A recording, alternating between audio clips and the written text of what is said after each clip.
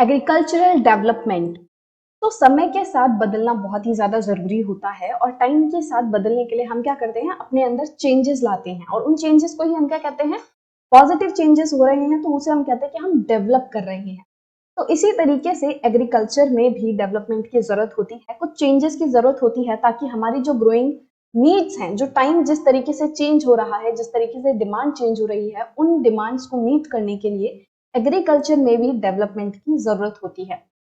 So agricultural development refers to efforts made to increase farm production in order to meet the growing demand of increasing population। तो हमें पता है कि time to time जो हमारी population है वो बढ़ती जा रही है और इस बढ़ती पॉपुलेशन के साथ ही जो डिमांड है एग्रीकल्चरल प्रोडक्ट्स की, हर चीज की जो डिमांड है जो इंसान यूज करता है, चाहे साबुन हो, तेल हो, कपड़े हो, खाने की चीज हो, ग्रेन हो, हर चीज की जो डिमांड है वो जैसे जैसे पॉपुलेशन बढ़ेगी उसकी डिमांड जो है बढ़ती जा रही है। अब क्योंकि एग्रीकल्चर की डिमांड जो है वो बढ़ रही है तो जरूरी हो जाता है कि जो प्रोडक्ट्स हैं वो ज्यादा मात्रा में उगाए जाएं। अब ज्यादा मात्रा में अपने आप तो उग नहीं जाएंगे, तो उसके लिए क्या किया जाता है, एफर्ट्स डाले जाते हैं, चेंजेस लाए जाते हैं। जो आप प्रैक्टिस कर रहे हो, जिस तरीके से अभी आप फार्मिंग कर रहे हो, खेती कर रहे हो, तो उन तरीकों में थोड़े चेंजेस लाए जाते हैं ताकि उसी पीस ऑफ लैंड से आप ज्यादा मात्रा में जो प्रोड्यूस है वो उगा सको। तो ये जो इंक्रीजिंग डिमांड को मीट करने का तरीका है, मतलब कि एग्रीकल्चर में जो डेवलपमेंट लाने हैं वो किस तरीके से किए जा सकते हैं। तो पहला है कि इंक्रीजिंग द क्रॉप्ड एरिया। तो बहुत ही सिंपल है कि भाई अगर ज्यादा लोग हैं तो आप ज्यादा जमीन पर खेती करो। तो वैसे तो ये बहुत ही मतलब कॉमन चीज है, बट इसमें हमने कुछ खास जो नई चीज है वो नहीं डाली, क्योंकि ये तो नॉर्मल है कि भाई ज्यादा लोग होंगे, पहले कम जमीन में खेती हो रही थी, अब ज्यादा जमीन में करो। बट मेन जो चीज आती है वो आती है कि अगर आप सेम ही पीस ऑफ लैंड पे ज्यादा मात्रा में उगा पाओ तो वो ज्यादा इंक्लूड करेगा डेवलपमेंट को, जिसमें आपने टेक्नोलॉजी का इस्तेमाल किया, जिसमें आपने अलग अलग रिसर्च का इस्तेमाल किया। ठीक है, तो one of the way to increase the production is that you can produce on a larger land, but इसमें आपने कोई मेन टेक्नोलॉजी वगैरह का इस्तेमाल नहीं किया। दूसरा जो तरीका है जिससे कि आप लार्ज मात्रा में प्रोडक्शन कर सकते हो वो है the number of crops grown. कि मान लो पहले आप साल में सिर्फ एक ही फसल उगाते थे, बट उसके बाद आपने क्या किया कि आप साल में दो फसल उगाने लग गए। पहले होता था कि एक सीजन में फसल उग रही है और दूसरे सीजन में जमीन जो है वो खाली पड़ी है, बट आप क्या कर सकते हो कि साल में दो तीन फसलें उगाकर आप अपनी जो प्रोडक्शन है वो ज्यादा कर सकते हो और साथ ही साथ आपकी इनकम जो है वो भी ज्यादा होगी। Improving irrigation facilities. तो इरिगेशन मतलब कि आप फसलों को जो पानी देते हो तो उसकी फैसिलिटीज को बढ़ा देना। आज भी कई सारी ऐसी जगहें हैं हमारे देश में जहाँ पे लोग मॉनसून पर डिपेंड करते हैं, मतलब जो नेचुरल रेन होती है उस पर डिपेंड करते हैं कि अगर बारिश होगी तो खेती अच्छी होगी, अगर नहीं होगी तो खेती बेकार हो जाएगी। तो इसीलिए जरूरी हो जाता है कि प्रॉपर इरिगेशन फैसिलिटीज हो, क्योंकि क्या पता बारिश कैसी होने वाली है, क्या पता अच्छी हो, क्या पता कम हो, क्या पता ज्यादा हो, तो उसमें बहुत ही अनसर्टेनिटी है। बट अगर आप प्रॉपर इरिगेशन फैसिलिटीज अवेलेबल करा देते हो फार्मर्स को, तो उनको पता है अच्छे से कि भाई हमें पानी मिल ही जाएगा, और इसलिए उनकी जो फसल है वो अच्छे उसी तरीके से प्लान करते हैं, अच्छे से उगाते हैं, और क्रॉप फेलियर के जो चांसेस हैं वो कम हो जाते हैं। Use of fertiliser. तो फर्टिलाइजर का इस्तेमाल जो है वो किस लिए किया जाता है, ताकि जमीन की जो फर्टिलिटी है उसको बढ़ाया जा सके। जैसे आपको अच्छे से काम करने के लिए एनर्जी चाहिए होती है, न्यूट्रिएंट्स, विटामिन, ये सब आपको चाहिए होते हैं ना अच्छे से काम करने के लिए, तभी तो आप कोई भी जो काम है उसको इफिशिएंटली कर पाओगे। इसी तरीके से जो जमीन है उसे भी प्रॉपर न्यूट्रिएंट्स चाहिए होते हैं अपना काम करने के लिए। उसका काम क्या है, फसलों को उगाना, अच्छे से फसलों को न्यूट्रिएंट्स देना। जो फसल है वो जमीन से ही तो न्यूट्रिएंट्स लेती है। अब जब जमीन में न्यूट्रिएंट नहीं होंगे तो फसल को कहाँ से दे पाएगा, तो इसीलिए हम इस्तेमाल करते हैं फर्टिलाइजर्स का। तो फर्टिलाइजर्स में क्या होता है, केमिकल्स वगैरह होते हैं जो कि जो जमीन को जरूरत होती है जिन न्यूट्रिएंट्स की, वो उसे प्रोवाइड करते हैं और फसल जो है इस वजह से अच्छी होती है।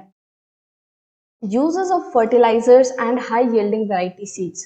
तो सीड्स की भी वैरायटी जो है एक ऐसी वैरायटी होती है जो कि हाई यील्ड्स देती है। कोई एक ऐसा बीज है जिसको आप डालोगे तो पौधे में सिर्फ 4 फ्रूट लगेंगे, मान लो, है ना, बहुत ही कम फ्रूट लगते हैं। वहीं एक दूसरा बीज ऐसा है जिसमें आप जो पेड़ उगेगा ना उसमें मान लो 100 फ्रूट होते हैं, पहले में मान लो सिर्फ 50 होते हैं तो दूसरे में 100 होते हैं। तो इस तरीके से हाई यील्डिंग, हाई मतलब कि ज्यादा, यील्ड मतलब जो आप प्रोडक्शन कर रहे हो, तो ऐसे सीड्स जो कि आपको ज्यादा यील्ड दें, ज्यादा प्रोडक्शन दें, तो ऐसे सीड्स का इस्तेमाल करना खेती के लिए, तभी तो आप सेम पीस ऑफ लैंड में ज्यादा मात्रा में प्रोडक्शन कर पाओगे। ठीक है, तो जो साइंटिस्ट हैं वो इस चीज पे रेगुलरली रिसर्च करते रहते हैं कि किस तरीके से जो सीड्स हैं उनको और बेटर बनाया जा सके, और उनमें ना कंटिन्यूअसली चेंजेस लाए जाते हैं कि किस तरीके से सीड्स में चेंजेस लाए जाएं कि उन पे कोई पेस्ट हमला ना करे, वो कम पानी में उग जाएं। तो इस तरीके से जो साइंटिस्ट हैं वो कंटिन्यूअसली रिसर्च करते रहते हैं कि किस तरीके से हम ऐसा सीड बनाएं जो कि हमारे फार्मर्स को ज्यादा से ज्यादा फायदा दे।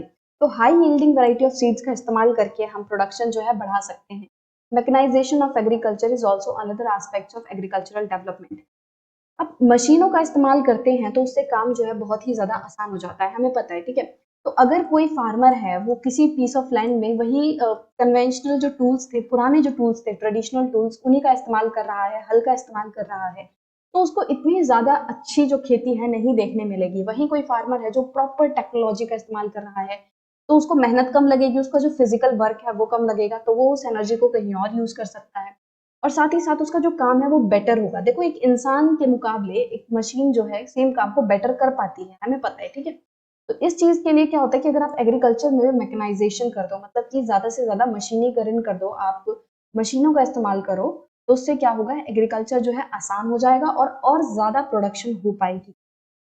तो अल्टीमेट एम क्या है एग्रीकल्चरल डेवलपमेंट का, वो है is to increase food security. मतलब कि आप फूड सिक्योर हो पाओ, कि आपके देश में इतना खाना हो कि अगर कोई प्रॉब्लम आ गई, अगर एक बार कोई क्रॉप फेलियर हो गया तो कोई बात नहीं, हमारे पास इतना स्टॉक बचा है कि हम अपने देश वालों का पेट जो है अच्छे से भर सकें। तो फूड सिक्योरिटी क्या है कि मान लो आपके घर में आप पहले से ही 10 किलो आटा जो है वो रखते हो, एडवांस में रखते हो, कि मान लो जो ऑलरेडी हमारे पास एक कट्टा खुला हुआ है आटे का, अगर वो खत्म हो गया तो हमें टेंशन लेने की जरूरत ना पड़े कि भाई बाजार से नहीं ला पाए, तो हमारे पास ऑलरेडी एक जो है 10 किलो का आटे का कट्टा पड़ा है। तो यही है फूड सिक्योरिटी, कि आप अपने आप को इंश्योर कर रहे हो कि कोई अगर कंडीशन ऐसी आ गई जहाँ पे हमारे पास खाने के लिए नहीं उग पा रहा है, तो हमारे पास ऑलरेडी स्टॉक में है। तो स्टॉक में कब हो पाएगा, जब आप फसल को ज्यादा से ज्यादा मात्रा में उगा पाओगे, कि जब मौसम अच्छा है, जब कोई कालमिटी नहीं आ रही, जब कोई प्रॉब्लम नहीं, जब आप अ, उस टाइम पे अगर आप ज्यादा मात्रा में उगाओगे तो आप उसको सेव भी कर पाओगे फ्यूचर के लिए। तो फ्यूचर के लिए आपको टेंशन लेने की जरूरत नहीं पड़ेगी कि अगर फ्यूचर में कुछ अनसर्टेनिटी हो गई तो हमारे पास खाने के लिए नहीं होगा। तो इसीलिए जब अच्छा टाइम है तब उस टाइम पे ज्यादा मात्रा में किस तरीके से उगाया जाए ताकि हम फ्यूचर के लिए सेव कर पाए, तो that is food security, right. और ये है कि आप प्रेजेंट में भी हर बंदे को, हर इंसान को अपने देश के उसको फूड प्रोवाइड करा सको।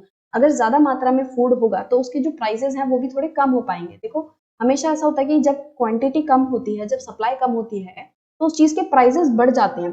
तो अगर सप्लाई अच्छी मात्रा में है, ज्यादा क्वांटिटी में सप्लाई है, तो उसके लिए जो उसके प्राइसेस हैं वो भी लिमिट में ही रहेंगे, बहुत ज्यादा बढ़ेंगे नहीं।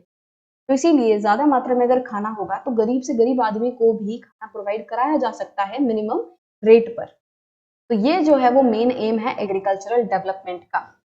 तो एग्रीकल्चर जो है उसको डिफरेंट पार्ट्स ऑफ वर्ल्ड में एफर्ट्स डाले गए हैं, उसमें चेंजेस लाए गए हैं, डेवलपमेंट की गई है वर्ल्ड के अलग अलग पार्ट्स में एग्रीकल्चर में।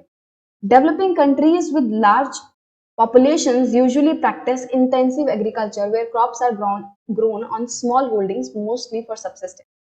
अब जो डेवलपिंग कंट्रीज होती हैं, ऐसी कंट्रीज जो कि अभी डेवलप्ड नहीं हुई है, मतलब पूरे तरीके से वो डेवलप नहीं हुई है, अभी भी वो प्रोसेस में है, वो डेवलप कर रही हैं।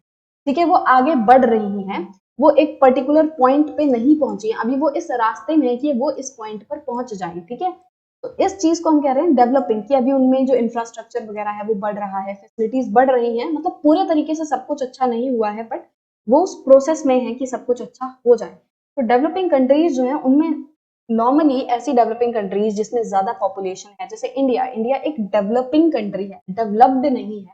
तो आईएनजी और ईडी का फर्क है। तो डेवलपिंग कंट्रीज ऐसी हैं जो कि अभी रास्ते में है डेवलप, ठीक है, वो भी डेवलप कर रही हैं, और डेवलप्ड कंट्रीज ऐसी हैं जो कि पूरे तरीके से डेवलप हो चुकी हैं।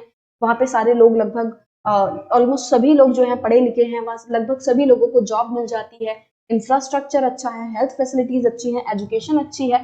तो ये एक जो है कुछ चीजें हैं जिनसे हम पता लगा सकते हैं कि भाई कोई कंट्री डेवलप्ड है या नहीं। तो इंडिया में हमें पता है अभी इंफ्रास्ट्रक्चर अच्छा नहीं है, एजुकेशन उतनी अच्छी नहीं है, हेल्थ फैसिलिटीज अच्छी नहीं है, तो हम डेवलप कर रहे हैं। तो इंडिया की पॉपुलेशन वर्ल्ड की सेकेंड लार्ज पॉपुलेशन है, ठीक है, यहाँ सबसे ज्यादा जो है लोग रहते हैं चाइना के बाद। तो ऐसी कंट्रीज जो कि डेवलपिंग हैं और जिनमें पॉपुलेशन बहुत ज्यादा है, उनमें क्या देखा जाता है, नॉर्मली वहाँ इंटेंसिव एग्रीकल्चर किया जाता है। इंटेंसिव एग्रीकल्चर मतलब जहाँ पे लोग जो है वो स्मॉल पीस ऑफ लैंड पे खेती कर रहे हैं, एक छोटे जमीन के टुकड़े पर खेती करते हैं। और ज्यादातर देखा जाता है कि वो जो खेती है वो सिर्फ सब्सिस्टेंस के लिए करते हैं। सब्सिस्टेंस मतलब क्या होता है, सिर्फ अपनी फैमिली का पेट भर रहे हैं वो लोग, सिर्फ अपना और अपनी फैमिली के पेट भरने के लिए खेती कर रहे हैं। अभी उनका मार्केट में बेचने का कोई इरादा नहीं है, क्योंकि देखो स्मॉल पीस ऑफ लैंड पे है तो उतना ही उग पाएगा कि वो अपने घर का पेट भर सके, उतना उनके पास उग ही नहीं पाता, उतना ज्यादा मात्रा में वो प्रोड्यूस ही नहीं कर पाते कि वो कहीं बेच सके। तो मेनली डेवलपिंग कंट्रीज में इंटेंसिव एग्रीकल्चर होता है, जहां पे लोग स्मॉल होल्डिंग्स पे क्रॉप उगाते हैं और जो कि सब्सिस्टेंस के लिए उगाते हैं। सब्सिस्टेंस मतलब अपना और अपनी फैमिली का पेट भरने के लिए, मार्केट में बेचने के लिए नहीं। कमर्शियल मतलब होता है कि मार्केट में बेचना, right. Larger holdings are more suitable for commercial agriculture. तो ऐसी, अगर आप ऐसी एग्रीकल्चर करना चाहते हो जिसमें कि आप प्रोड्यूस कर रहे हो ताकि आप उसे मार्केट में बेच सको, आपका मेन एम अगर मार्केट में बेचना है, तो उसके लिए ज्यादा फायदेमंद क्या रहेगा कि आप बड़े पीस ऑफ लैंड पे उगाओ, ठीक है, जो खेती करो आप वो बड़े टुकड़े पर करो। तो ज्यादातर यूएसए, कनाडा एंड ऑस्ट्रेलिया में देखा जाता है कि वहाँ पे कमर्शियल फार्मिंग होती है। और ये जो देश है वो डेवलप्ड नेशंस हैं, यहाँ पे उनके जो फार्मर्स हैं उन्हें बहुत ज्यादा सपोर्ट की जाती है, उनको मशीनों, वो पूरे मशीनों का इस्तेमाल करते हैं। जो डेवलप्ड नेशंस हैं इनके जो फार्मर्स होते हैं वो एक बिजनेसमैन की तरह होते हैं, राइट। अब इस चीज को हम एक और जो है नए पर्सपेक्टिव से देखेंगे, डिटेल में जानेंगे अगले सेक्शन में। हम फार्म इन इंडिया और फार्म इन यूएसए का एक कंपैरिजन करेंगे और हम देखेंगे कि किस तरीके से क्या हालत है एक फार्मर की इंडिया में और क्या हालत है एक फार्मर की जो यूएसए में है। तो इन कंट्रीज में नॉर्मली जो फार्मर है वो एक बिजनेसमैन की तरह काम करता है। With the help of two case studies of farms, one from India and other from USA. तो हम दो केस स्टडीज पढ़ेंगे, एक इंडिया की और एक यूएसए की, मैंने आपको बता दिया। तो वो हम नेक्स्ट वीडियो में पढ़ेंगे, इस चीज को हम नेक्स्ट वीडियो में डिस्कस करेंगे और फिर दोनों का कंपैरिजन करेंगे कि किस तरीके से इंडिया के जो फार्मर्स हैं उनकी क्या हालत है और यूएसए वालों के क्या हालत है। तो डू यू नो में फूड सिक्योरिटी के बारे में आपको बता रखा है। वैसे मैंने आपको ऑलरेडी बता दिया कि फूड सिक्योरिटी का मतलब क्या होता है, बट यहाँ पे जो लिखा हुआ है उसे भी डिस्कस कर लेते हैं। Food security exist when all people at all time have access to sufficient, safe and nutritious food to meet their dietary needs and food preferences for an active and healthy life. तो यहाँ पे क्या कहना चाह रहे हैं कि जो फूड सिक्योरिटी का मतलब है वो क्या है कि हर एक टाइम पे, मतलब हर पॉइंट ऑफ टाइम पे हर एक इंसान को, देश के हर एक इंसान को जब एक्सेस है, मतलब कि वो खरीद सकता है, वो खा सकता है न्यूट्रिशियस फूड, कि मतलब कि जब आप किसी भी पॉइंट ऑफ टाइम में आप देश के हर एक इंसान को एक न्यूट्रिशियस, मतलब कि ऐसा जो हेल्दी फूड है वो प्रोवाइड करा सको, और जिस तरीके का खाना उसे हेल्दी लाइफ के लिए चाहिए वैसा खाना आप उसे प्रोवाइड करा पा रहे हो।